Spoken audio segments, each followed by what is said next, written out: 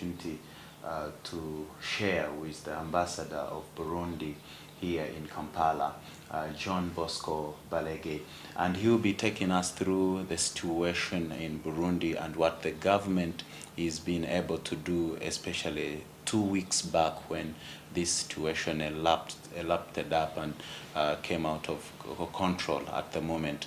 Thank you very much for joining us, Your Excellency.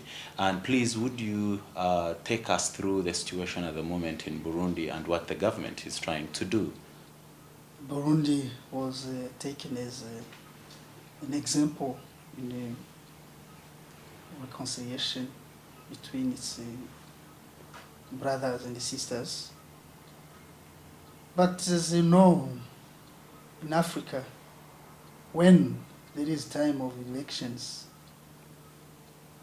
there is a fever, what we can call electoral fever, where people become very, very tense, and the situation becomes tense, and this is because elections, maybe in the context of Africa, is a big, big, big moment, because it brings new institutions, and you see in Africa, we are still learning democracy and the process of democratization.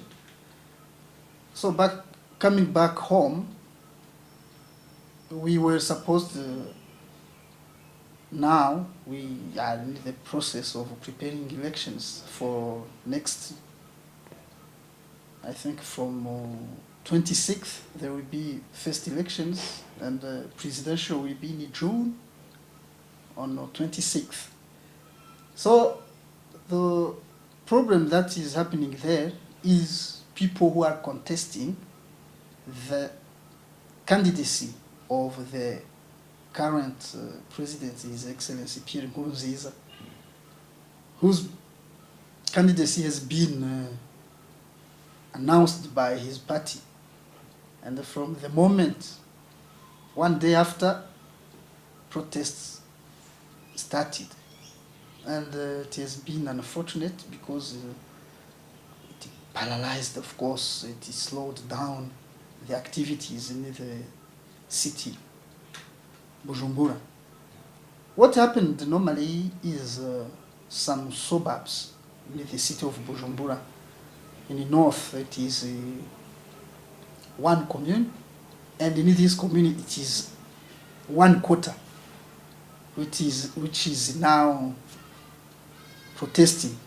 But the other part of even the same commune is safe. I'm coming from that area. My family is there. I always talk to my mother, to my sisters. They are there.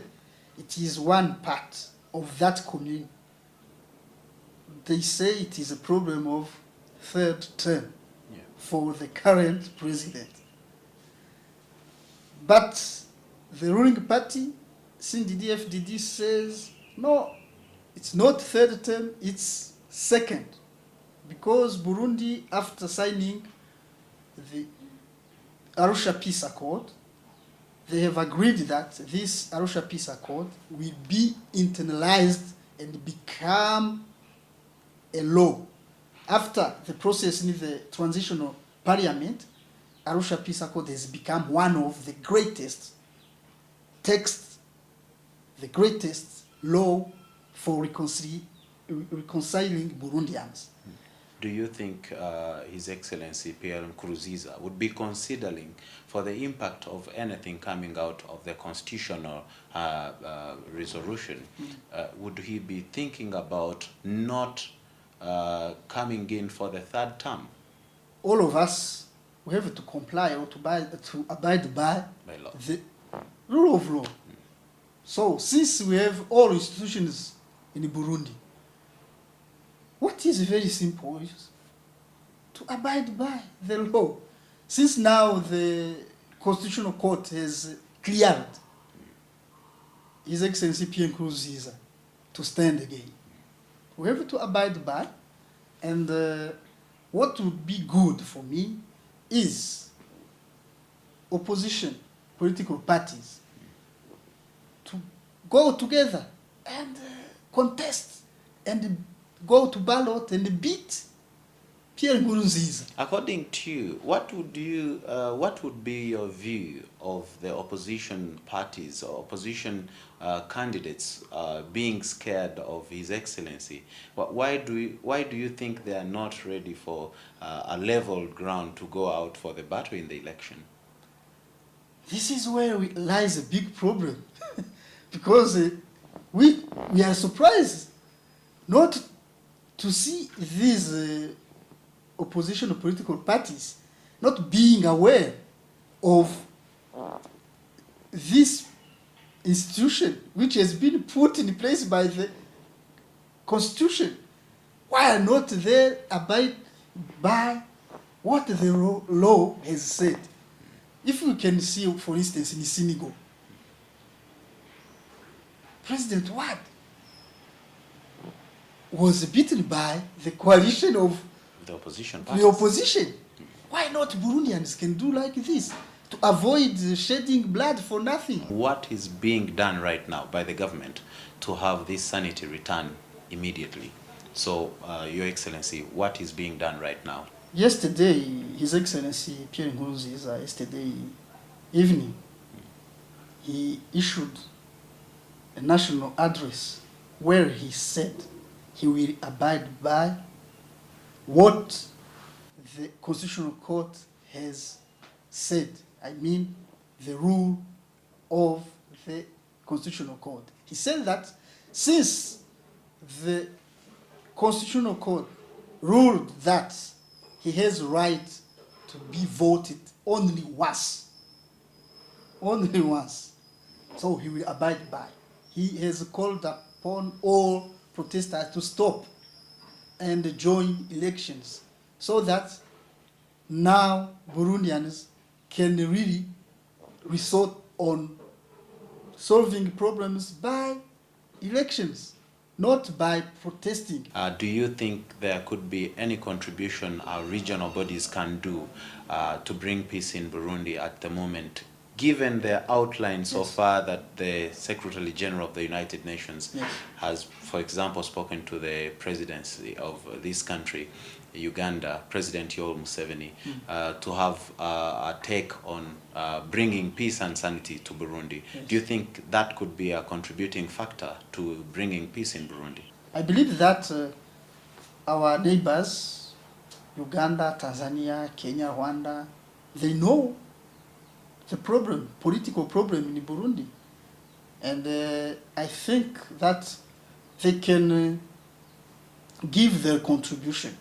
And I can tell you that yesterday, foreign affairs ministers from our region, Tanzania, Kenya, Rwanda, and Uganda, they were in Bujumbura to talk, and they had a talk with His Excellency Pierre Nkurunziza, with their counterpart Minister of Foreign Affairs in Burundi.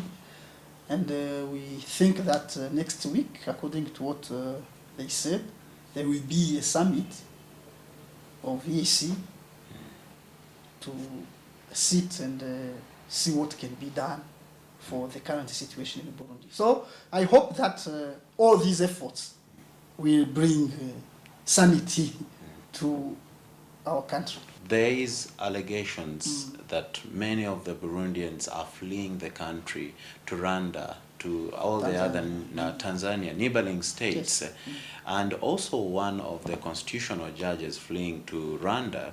But the question would be, Your Excellency, how independent is the judicial systems in your country?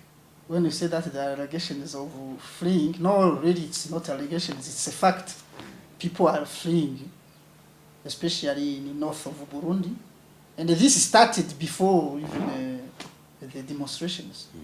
According to what people were saying, they said they were intimidated. And as I said, when I started, when there is elections, there is automatically rumors. I know this from 2005, it was like that. In 2010, it was like that. But what is now is this issue of candidacy of the current president. So people are fleeing, many to Rwanda, but the authorities in Burundi are trying to talk with Rwanda and trying to tranquilize these people and asking them to come back. And on this issue of how independent is the judicial system, I think it is very independent. It is very independent because our constitution is said there is separation of powers, executive, legislative, and the judiciary. And now, as this matter is referred to the Constitutional Court, and the court has ruled for me what I can say, as we abide by the rule of law, we have to abide by what the Constitutional Court has said. What would be your appeal to the entire world?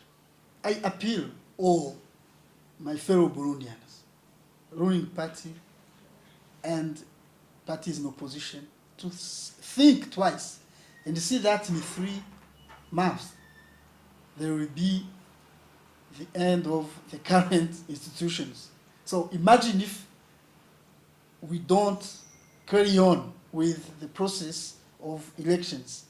There will be no institutions in 3 months. What will happen? It will be a chaos. So I appeal first of all Burundians to think about this so that really this process can go on.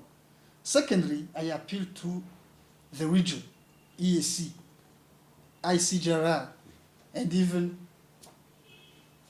the African Union and United Nations. But starting by EAC, because as we say, charity begins at home. So EAC can help a lot because they have been helping. They know all problems of the politics in Burundi. So I think that this region can really be of paramount importance so that the situation can come to normalcy. And for all the Pan-Africans, we all believe in ourselves as Africans. And we hope that Burundi and the government should be able to take up all measures possible to solve this crisis. Alan Stabaruka for the Prime News, WBS.